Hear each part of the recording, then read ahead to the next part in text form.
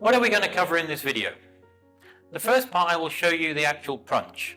Then after that I will break it down and I will show you how to practice it and learn it. So, if you're ready, let's begin. The front punch, Baro Jireugi.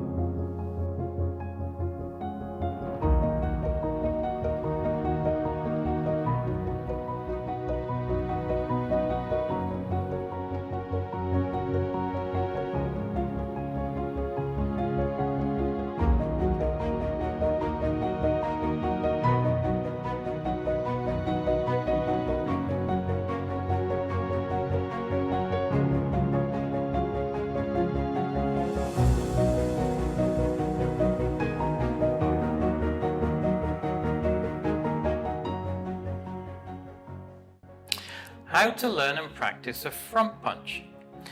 We need to break it down into sections.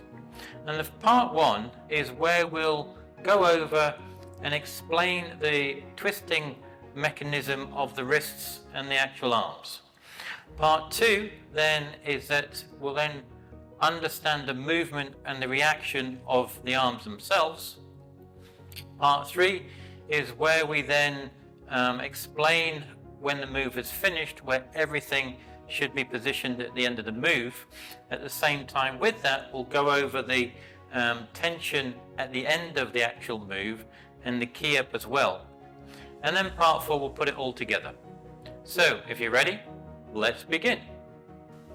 So, I'm just standing now in the ready stance, the chumbi position.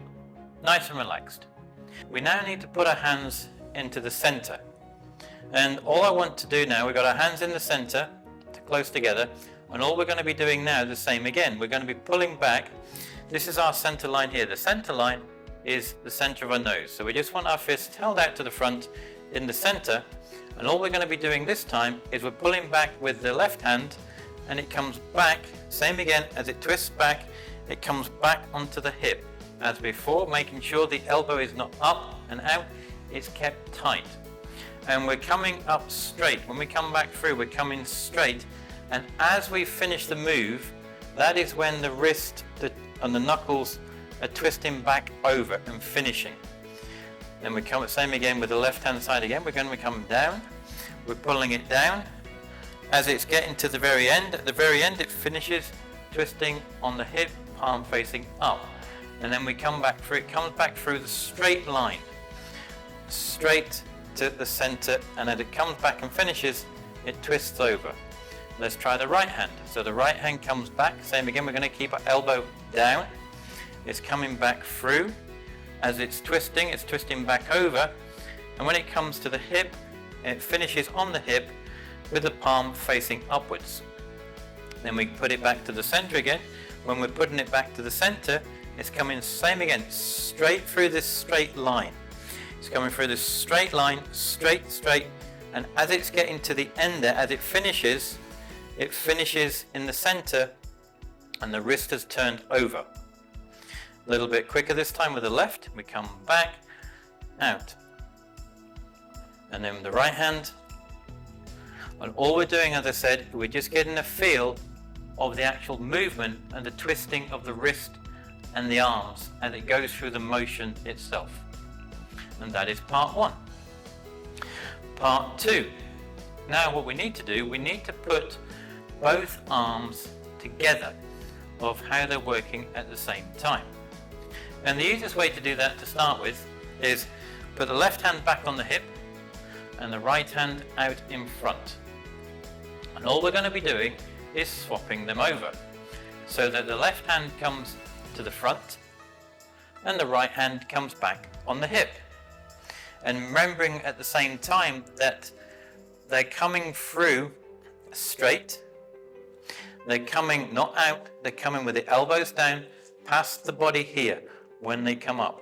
So, and as it's coming up and twisting, we're swapping over and we're pulling back the same. And same again on this side, keeping the elbow down, is coming back through this straight line, straight back onto the hip, and as it finishes, the palm is facing upwards. And we're just swapping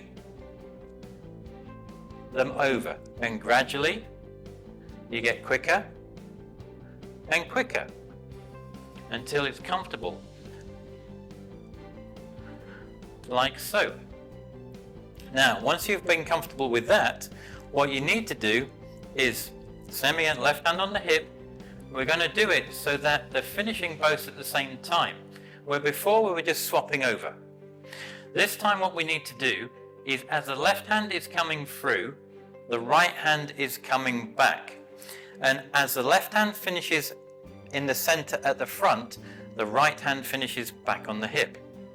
Same again with the right hand. As the right hand comes through, coming straight through, straight up, the left hand is coming back. And as the right hand comes and finishes at the center and twists and turns over, the left hand comes back on the hip. And same with this, you get quicker and just quicker until it becomes natural. And that is part 2. Part 3. What we need to understand is when we finish the move, how and where everything should be when the move is finished. So let's have a look. So, with the left hand, that's quite easy. It's back on the hip, palm facing upwards. And as I said, it's close, not elbow out, it's close to the body. But what about the punching hand? Well, the punching hand is, we have a center line. The center line is straight down the center of our body. And you also then have a little hole here, the sternum, the little hole in the middle of your chest. Now this is the point that we need to be aiming at, an imaginary point in front of us. So if I drew a straight line from my sternum straight out, that is where the point is, where we're looking at to finish with the punching hand. At the same time, we have the 2 knuckles, and it's the 2 knuckles that should be hitting the sternum, that center point which is in our center. We also need to make sure our arm is straight. It's not bent, it is straight. We've got the straight line going from the shoulder straight down through to the point here. And the other thing to make sure, as we've shown before, is that the wrist and arm is as flat and as straight as possible. Remember, if it's bent and you hit something, it will break back up and you'll bend your wrist or break your wrist. Same again the other way. So it needs to be as straight and strong as possible, like so. So we're facing the front, our left hand is back on the hip, facing upwards and in. Our front punching hand, we are punching to the sternum, that center point, imaginary center point here. We're hitting it with our 2 knuckles, the actual, and as I said, we're on the center line, and the arm is straight. And that's where you need to finish, when you finish the actual punch.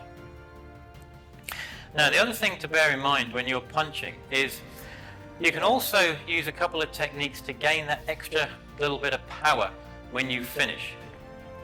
And one of those is, as we're finishing, everything is tense once we finish that final move. So what I mean by that is, as we're coming through the move, I'm not tight. I'm not tight and strong like this. I'm relaxed. I'm not tensing my wrists. I'm not tensing my fist. I'm nice and relaxed. My arms are like floppy and relaxed. So as I'm coming through, I'm relaxed, relaxed, relaxed, relaxed, relaxed. And at that last split second, everything tenses. At that last split second on impact, everything's tense and strong. So relax, relax, relax, relax, relax, relax. Just as it's hitting here, everything turns and tenses right at that last split second. Now that's one way to do it. The other way at the same time, as we've spoken about before, and there's links to videos of how you Ki Hap, you can Ki Hap. And this is where you're bringing all that energy, all your chi, from just below the abdomen here. It comes up and out. At the same time you're tensing, finishing that move, you Ki Hap. And that will also give you that extra little bit of power to finish that destructive front punch. So let me show you. So we're coming up and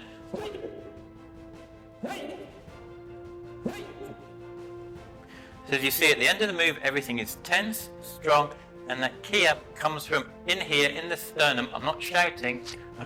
I'm coming up, the chi's coming out, and that finishes nice and strong.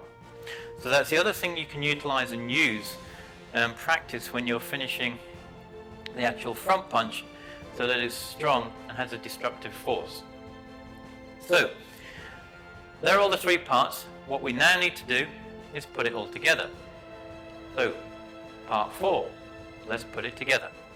So we're standing in the jumpy position.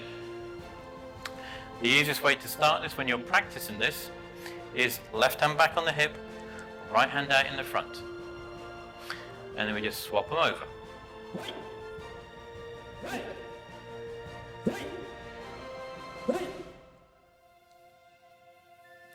Like so. And that is the front punch.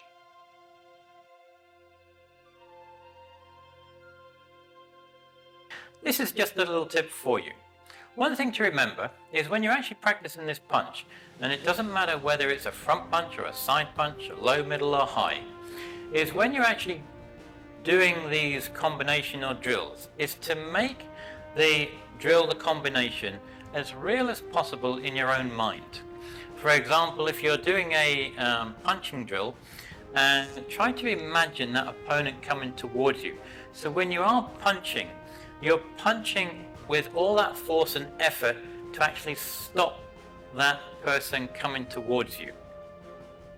Because if you did that, if unfortunately you find yourself in a situation where you actually had to use it, because you've been practicing that way, then you've got a much better chance of stopping that attack coming towards you.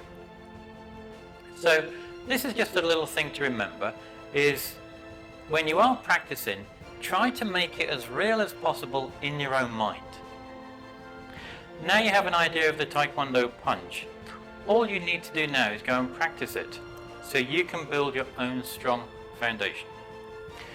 Below is a link in the bottom left hand corner here, somewhere around here, and that's for the next Taekwondo videos on punching. So you can go and learn and practice the actual punches themselves. As always, until the next time, Gamsa Henida.